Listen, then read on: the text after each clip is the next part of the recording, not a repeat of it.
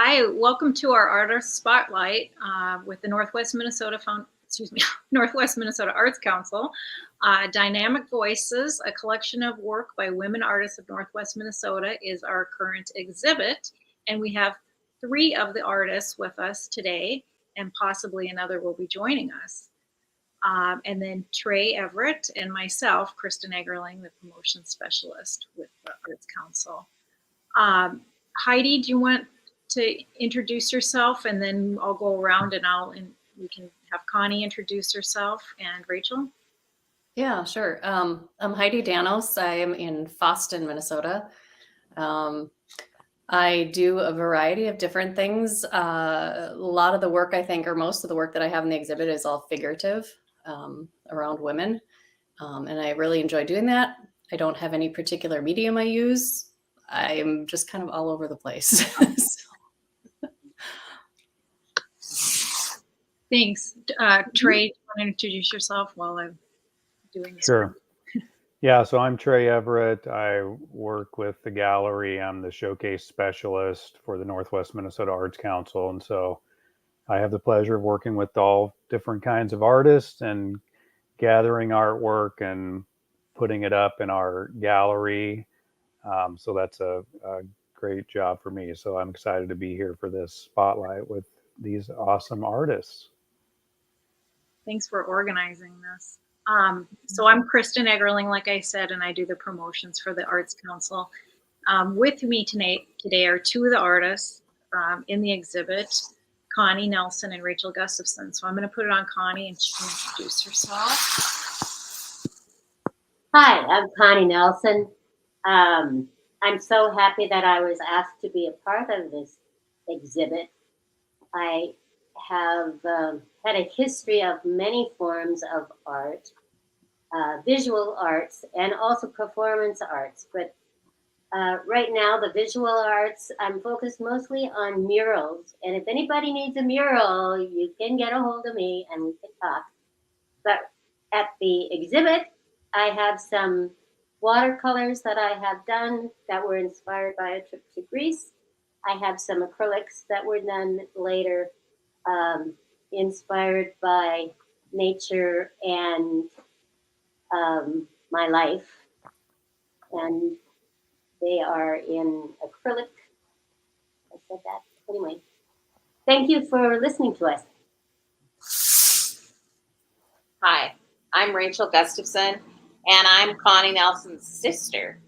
And we've worked together as sign painters in the field of sign painting, vinyl graphics. Before that, I worked for specialty advertising, designing t-shirts and jackets and belt buckles, plates, whatever. And before that, I worked for a silk screen shop. So I have a long history of working. And this exhibit is just the things I've done for fun. So I've done what I've wanted to do. Great. Thanks. Do you want to start, Trey? Sure. Yeah, so what we are hoping is that everyone watching this, you'll get to know these artists a little better than you already know them, and just find out about who they are and their style of artwork, and also how you can contact them if they do commissions, if you want to find out more about them and their artwork. So that's kind of what this artist spotlight is all about. And Kristen and I are going to kind of take turns asking a question, and then whoever would like to answer the question, feel free. And maybe it will be all 3 of you, maybe 1 or 2 of you, it doesn't matter. And then we'll just keep going kind of that format for this spotlight. And so Kristen came up with some new questions, so I'm going to go off of her list because I really liked them. So I'm just going to start with this first one on the list. And the question is, tell us where you're from, and maybe even kind of where you grew up, and some formational geographical places. And how does that affect your work?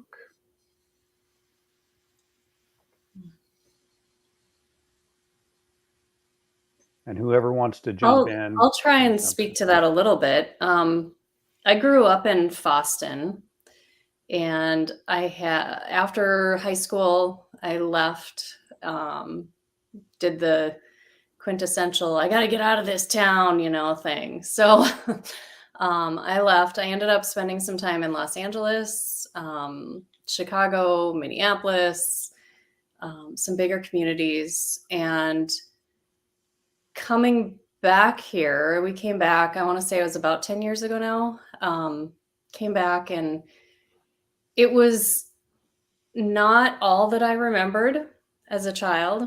I think it was interesting looking at it from the perspective of an adult coming back who has also lived in some larger places. And I feel like a lot of what's been happening in the world has really affected me. And I think I don't know what that has to do with the small town necessarily. I feel like sometimes the small towns, I guess, are maybe a little more insulated than other areas, even given our access to news and everything else. But there are certain pieces of it that get insulated, I feel like, and certain things. And so I feel like a lot of the work that I've done has often come out of situations that have arisen just in the world and politics or whatever might be going on at any given time. So I think it's been good, and it is helpful for me because it makes me feel better just getting something out. So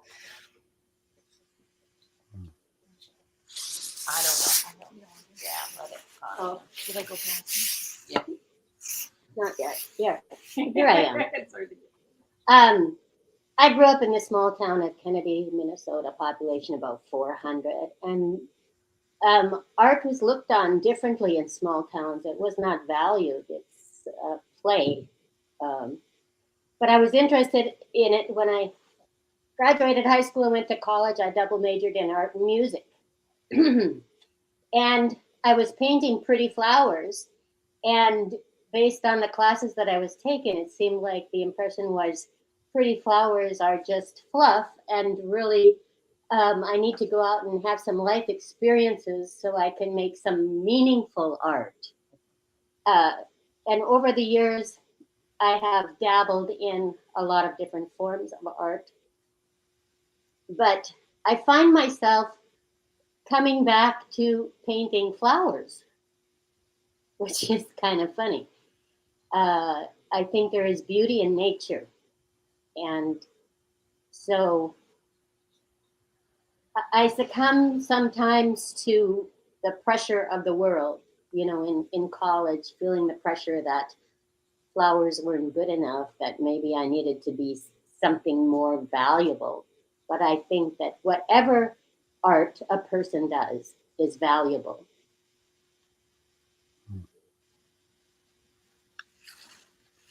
Thank you. Well, I'm curious if what you would all say about, is your work feminist? How does being a woman affect your art, your vision, your inspiration? And maybe it doesn't. But. I'm thinking mine is not feminist. Mine is not feminist at all. Landscapes and flowers are pretty gender neutral.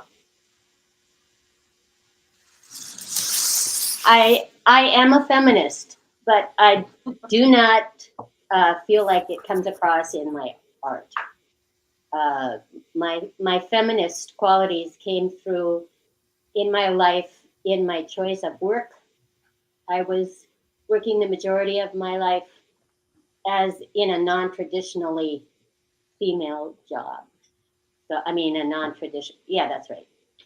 So I worked for the telephone company, and I was an outside tech, pole climber, installation repair tech. And I was making a statement to the world as a feminist through my work. But when it gets to my art, I don't really see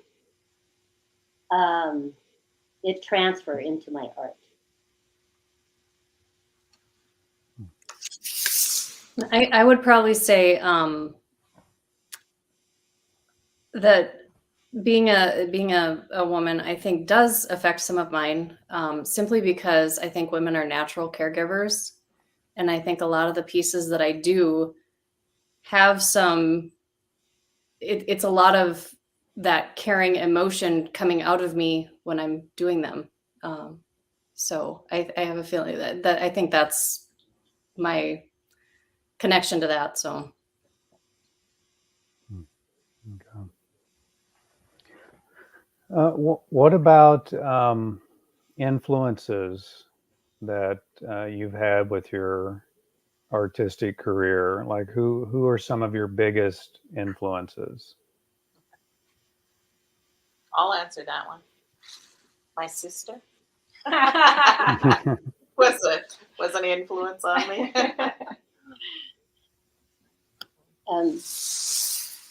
I'm glad that I influenced her because she is the more talented one. Oh, no. But I like Georgia O'Keeffe. I like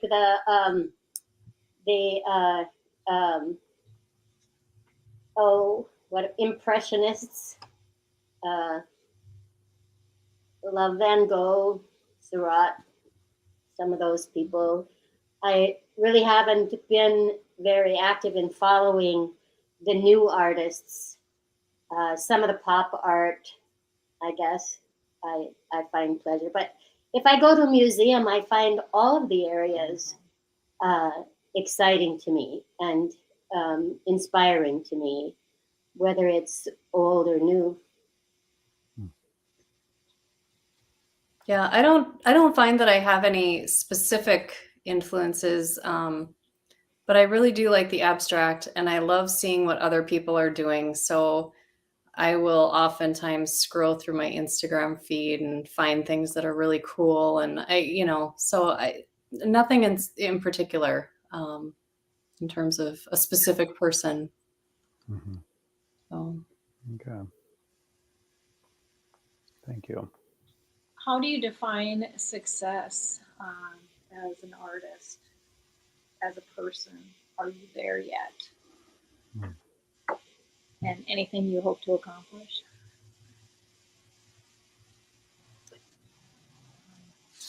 I think as long as you're happy working, I think as long as you're happy doing the work, you're successful.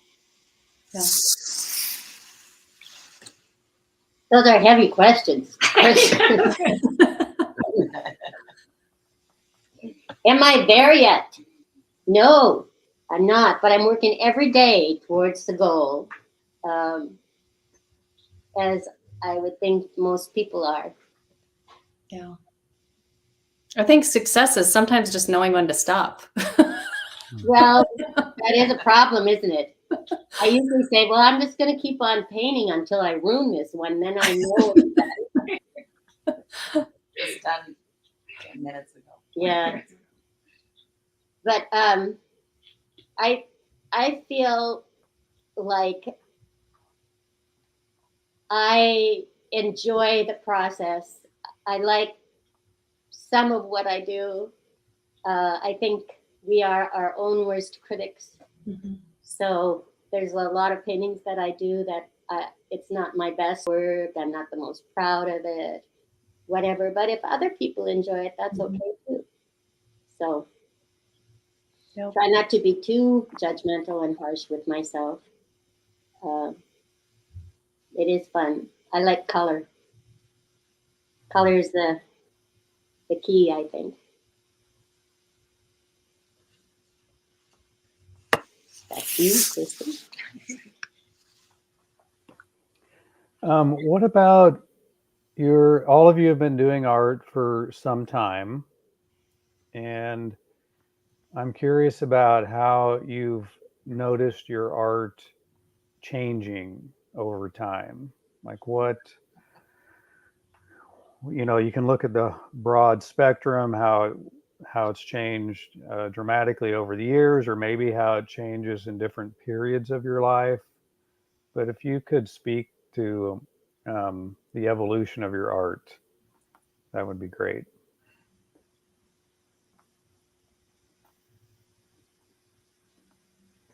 I'll answer that one. Well, I started out as a graphic artist, so it was more black and white or just, design. And I kind of didn't start doing flowers, but I'm doing more flowers now. So, yeah, people would come in and tell me what they wanted, and then I would have to get what was in their heads down on paper so it could go on a t-shirt or whatever. And I just want to be creative and not have to do what other people tell me to do. So that is my whole thing. I want to be creative in my own way. So my sister and I differ in that area.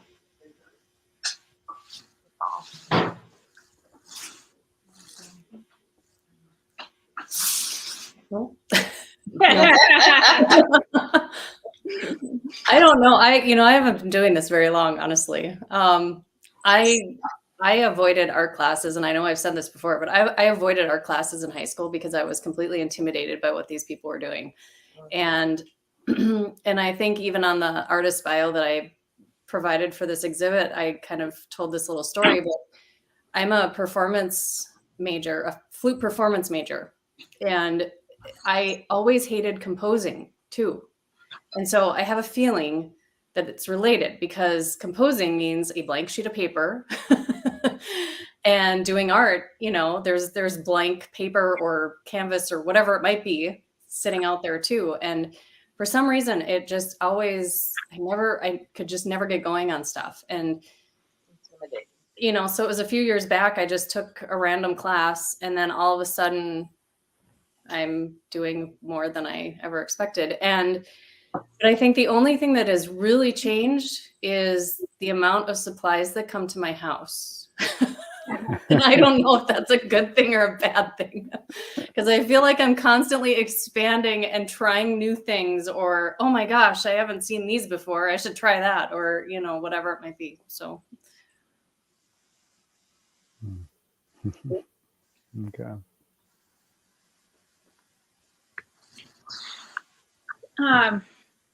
Can you talk about your artistic process, like, I don't know, inspiration, and then how your work comes to be? Maybe that's something. I can speak to, I guess oftentimes I find that my, I either start usually with some color that I've been inspired by, or some colors in some way, shape, or form that I've seen, and will usually have no idea what I'm doing when I start. And then oftentimes just throw some background down, throw down some colors, and all of a sudden I start seeing things, and it evolves as it goes. And it's kind of I think it's really kind of fun. It's a little mysterious, and you never know what you're going to come out with. So.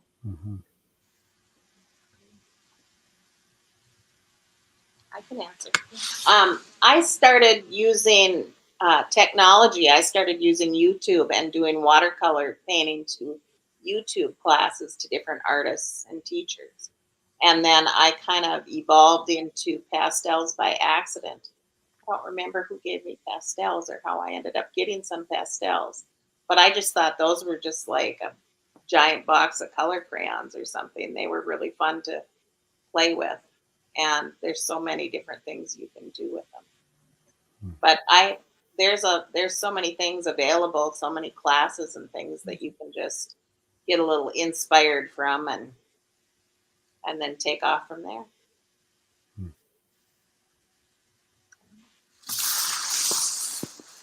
A lot of times I'm inspired by other people's art, and also I'm inspired by photos. So if I'm looking through a magazine and I see a shape or a combination of colors or some form that calls to me, I'm inspired. And most of the time when I'm painting, I use reference. I have some kind of a reference, and it might be reference from many different sources, but I do look at other things to make my combination of the different pieces and put them together. So when you say reference, you mean like photos? Or Like a photo reference or another painting, or, you know, sometimes I would Google something and there would be a picture that I wasn't looking for, but it comes across the screen, somebody's face and that captures a certain emotion, or a color combination, the sky, the earth, the tree, whatever, the colors call to me. And so I might start painting something with those colors, or a face that I see that is intriguing to me. I might attempt to paint the face. And you know, maybe I'll paint the face with the colors that I liked. So usually my my inspiration is outside, and I kind of think I don't have any original ideas. I just sort of take a piece from here and there and kind of mush them together in my own way. And that's my original thing, is my ability to combine other ideas and present them in a new way.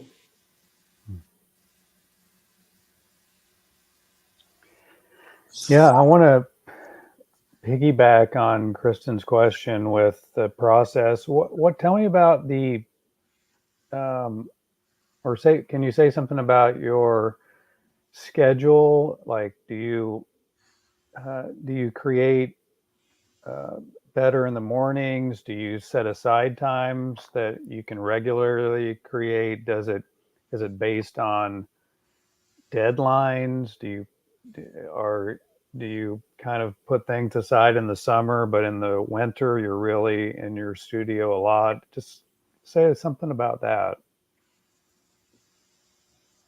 I'll talk to that. My studio is my living room table, and so it's hard to come and go. Usually, when I start a project, I'm on it until it's finished.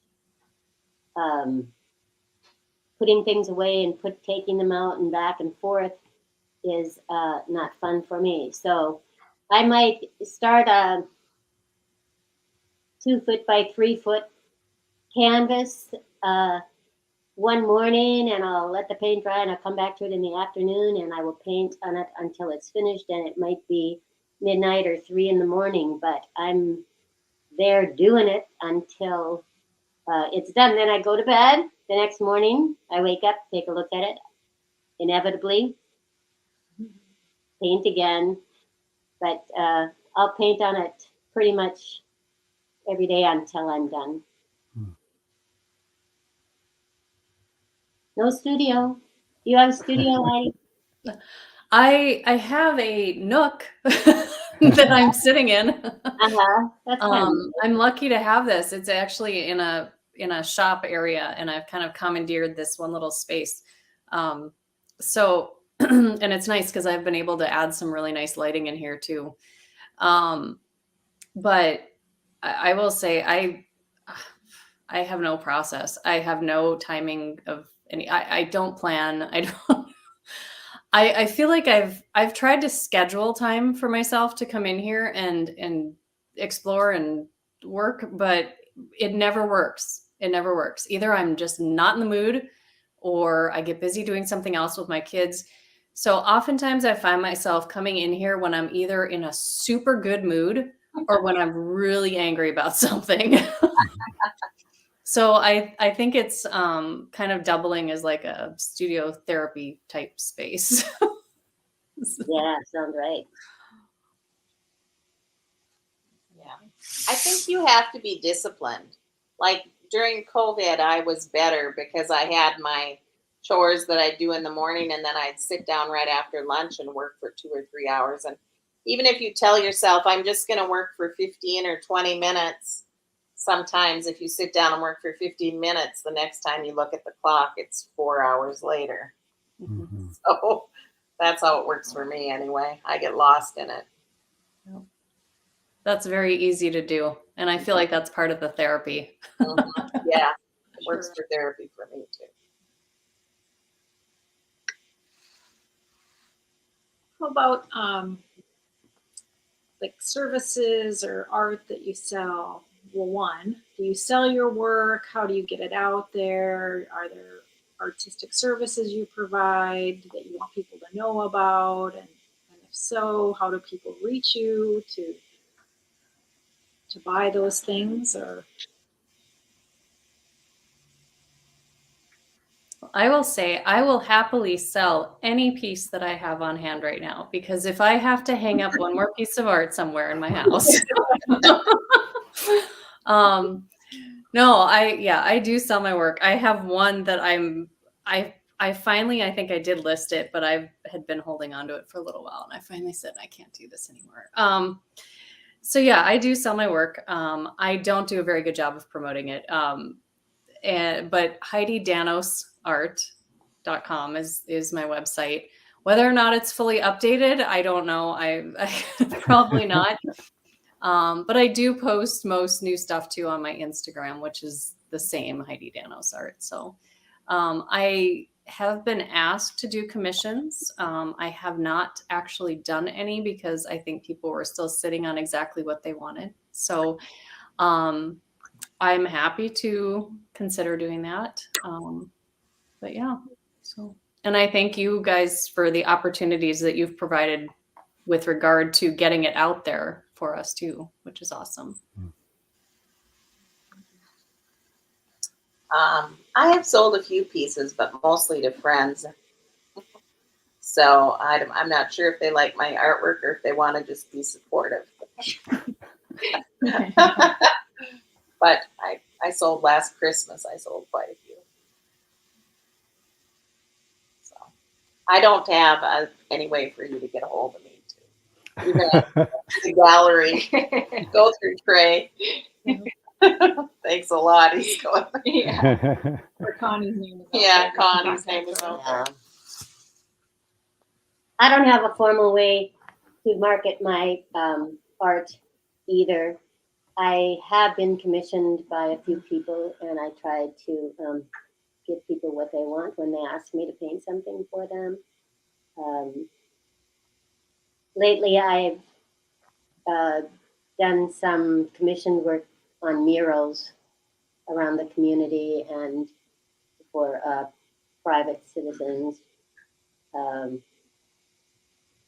I guess I did have my name on, I forget what the project was, through Northwest Regional Arts. It's our enhanced artist listing. Enhanced artist listing, I'm on that listing. And then you can reach me through the gallery too, or I'll gladly say should I say my phone number? Sure. Yeah. 218-988-2860, Connie Nelson. Leave a message. I'll call you back. Yeah, and if, like Rachel said and Connie said, and everybody listening, if you can't get a hold of any of the artists and you're wanting to reach out, you can always contact me. My info should be right there on the website where you're watching this from, or you can contact Kristen. Her info is there too. I And would so, sell anything that's at the exhibit. That's Rachel saying that. Well, and like Connie said, she's on our enhanced listing, and that means that there's is specifically for Connie. So if you go to our website and you look up artists, and it says enhanced listing, and you can click on the link for Connie. So I don't think you're on that, Heidi, right? No, I don't think so. So I haven't seen Heidi's work yet. I'm anxious to see the rest of the artists. yeah. Yeah, I'm looking forward. I hope you guys will be at the open house or the. Plan on it. Yeah. Yep. Good. yeah. Yeah, and speaking of that, the reception is September 28th. It's from 5 to 7, and the gallery itself and the reception is at Northland Community and Technical College in Thief River Falls. And it's a free exhibit, free reception, and the exhibit is running now until September 28th. So the reception is the last day of the exhibit. But yeah, you can stop by anytime during normal operating hours, which are Monday through Friday, from around, I think, 8 to 5. Now that school is starting up, it's 8 to 5, Monday through Friday, and you can stop in, take a look at the gallery, sign the guest book. We do have 5 artists, and so you've seen 3 of them right here. And then we also have Stephanie Olson and Therese Jacobson. And so all 5 artists together just is a really powerful exhibit. Very nice.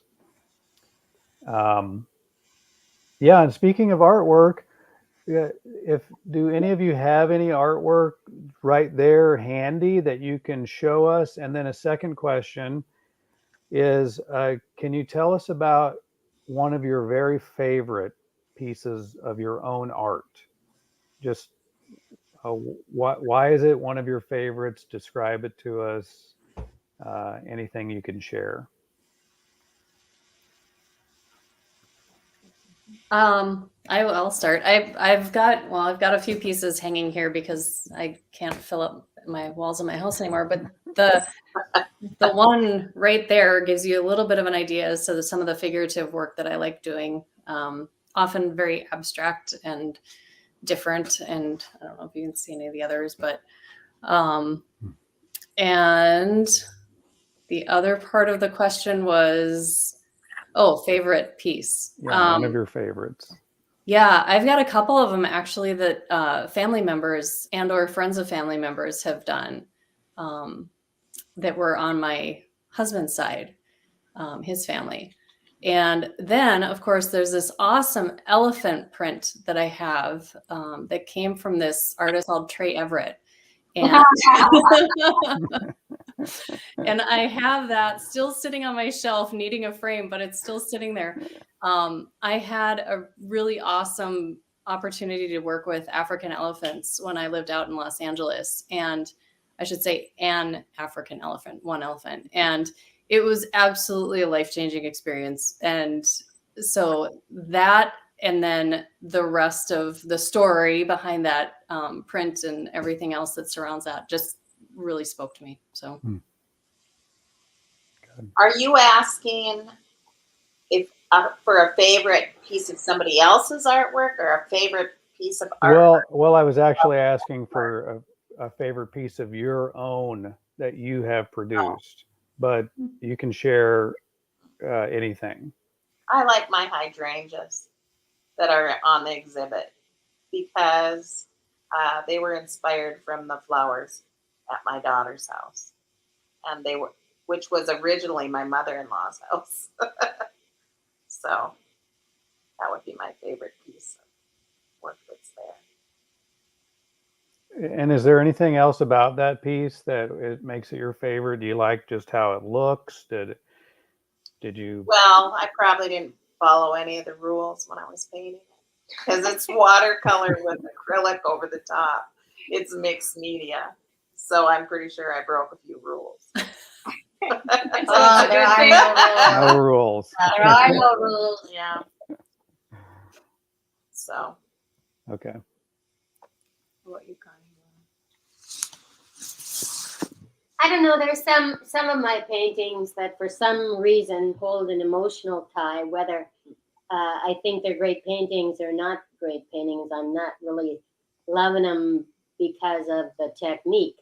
It's more the subject matter or the emotional connection to the subject matter. I think. Do you have an example of one? I guess an example of one would be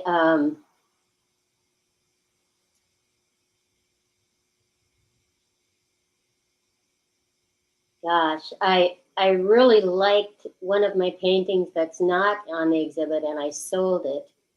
And I thought in that one, I liked the technique, I liked the color, I liked the layout. It was a garden kind of painting, and I love gardening. It's what I do in the summer. I had a connection to that painting. I sold it, and it's gone. I have a picture of it. I look at it and think, You regret that you I sold it? shouldn't have sold it. But that's okay. It's gone. I can paint another, right? Well, that means you're successful because you sold the painting. I don't know about that, but I guess it was the color and the form and the where the picture that I used as reference was taken, who I was with. A lot of more emotional connection.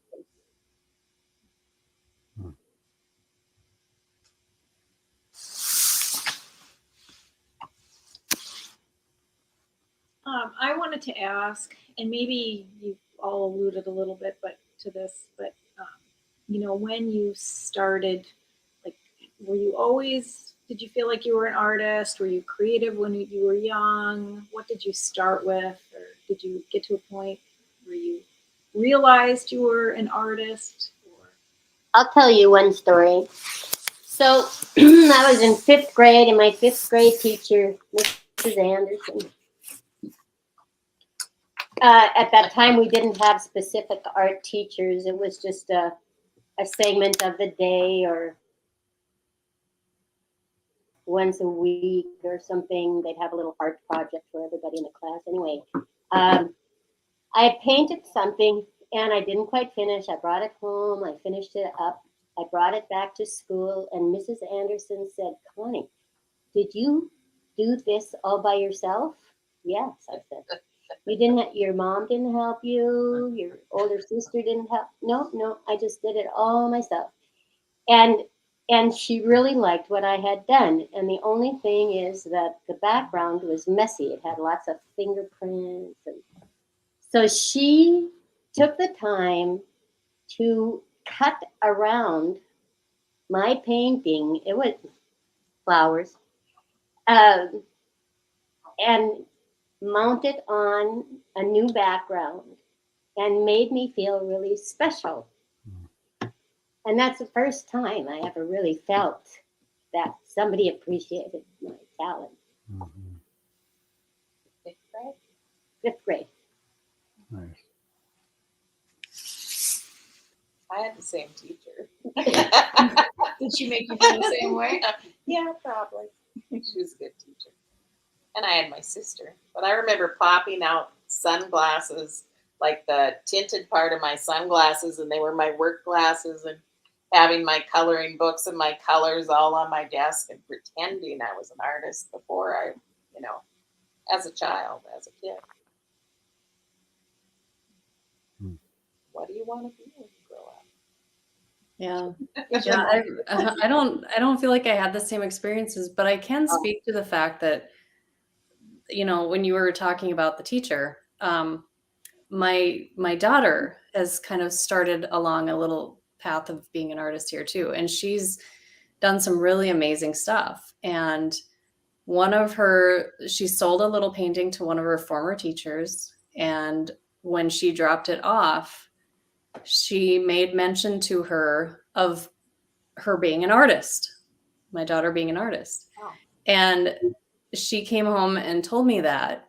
And I can tell you that those words stick. Like, I mean, it meant a lot to her. And I hope that will continue to kind of inspire. So makes a big difference. Yeah, my daughter's creative like that. So it's maybe genetic. Was your mom, either of your parents, do you feel, are they artistic? Like crafts and stuff, but she Mine never was crafty. Yeah, she never drew or painted. She was too busy. She had 5 kids. So How about you, Heidi? were your parents? My parents were both musicians. My dad was a band director here in Fosston for 28 years. And my mom was very musical as well, and taught piano lessons and accompanied me on flute on some pieces that I still to this day don't know how she pulled off, but she did. So, Cool. yeah. So there's always been a bit of creativity, so in some form or another.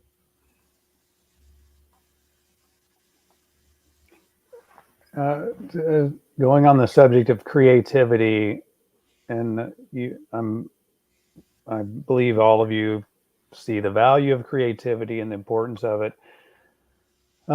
What is it about creativity that's so important, would you say? Like, if why is it such a valuable part of our culture? Or why should it be part of our culture? Why should it be in our school systems? Why is it?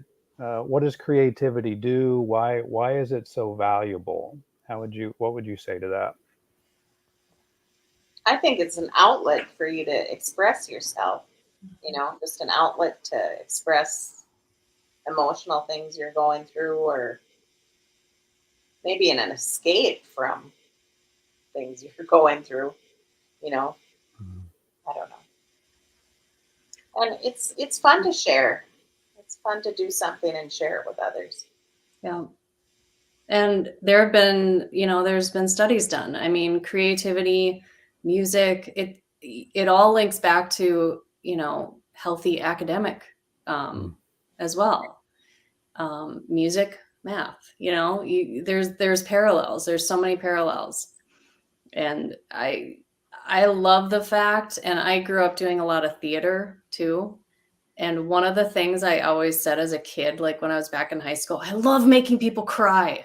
I always thought it was great when I'd get off stage and somebody was like, "Oh, you made me cry." I'm like, "Yes." Oh my goodness. So I think, from a perspective of like, just, I think it's nice to have, it gives people an opportunity to feel something, whether good, bad, Yes. angry, happy. You may not like what my piece of art is, but if it's making you feel a certain way, good. Maybe that's good. Maybe it changes or shifts perspectives. Maybe it, things like that. I think it's super important. I want to say my artwork before this exhibit was a little on the strange side, and my mother always said to me, "Why can't you just paint flowers?" I've changed to suit my audience. I think when we talk about creativity, we're talking about it in terms of our arts, But creativity, don't you think it's human nature? I mean, I'm in awe of the technology and the advances we've made in science and medicine and engineering and all that stuff is huge creativity. To claim it as being creative because we paint or act or whatever. I think creativity is part of human nature. It belongs to everybody, not just artists. Mm-hmm.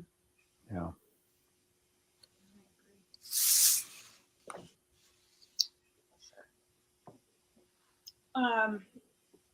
Are there things that you would like the audience to know about you or your art that we haven't asked or talked about? I don't want that to get forgotten. I can't think of a thing.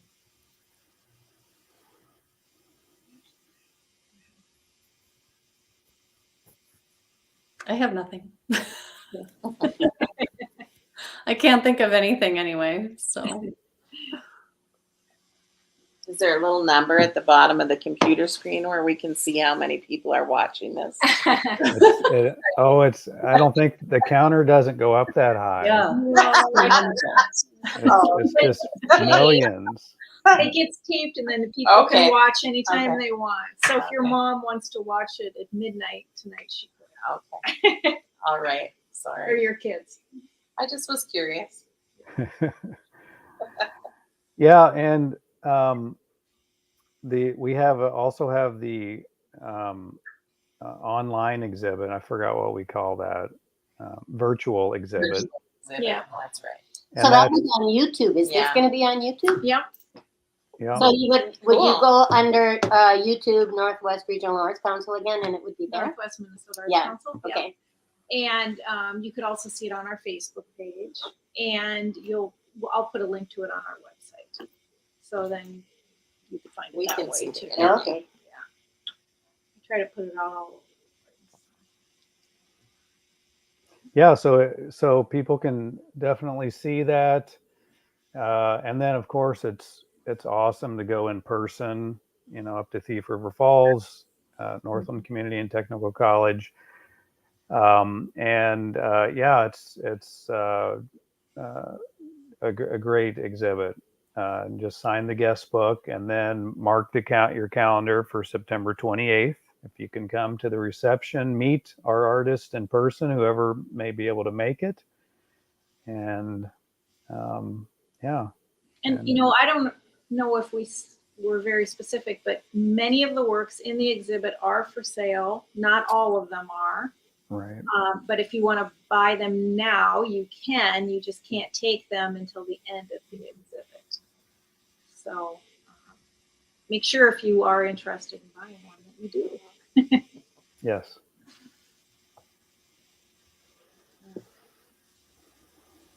Are there other questions, Trey, you want to ask? No, I think that's good. I feel like we had a good spotlight. Yeah. So, Well, if people watching do have questions for the artists and you can't find them, like we said, reach out to Trey or myself and we can connect you or get the answer for you, I guess. yeah. So, well, thanks for joining the broadcast. Should I Bye. anything you want to say?